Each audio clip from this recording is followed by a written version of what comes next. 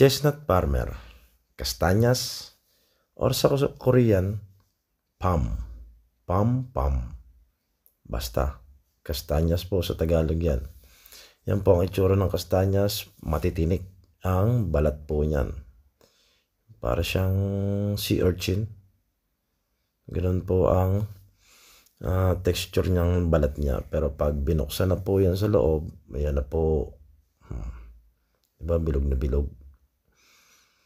Meron din pala ditong farm ng ganyan. Kala ko nagkalat lang sa bundok yan. Hina-harvest din pala yan. Maramihan. Yeah.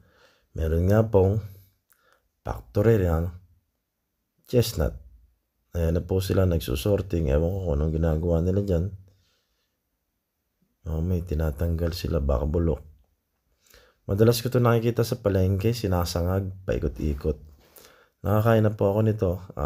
Napulot lang namin sa gilid-gilid ng bundok. Dami namin kinukuha. Plastic. Tapos, tatabunan lang ng dahon na tuyo. Tuwing October, November, marami na nito eh. Ngayong season na ito, harvestan yan.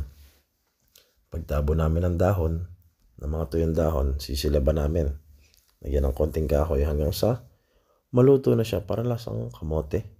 Sa Pilipinas may nakikita ako nito tuwing Pasko eh, pero never pa ako nakakain sa Pinas.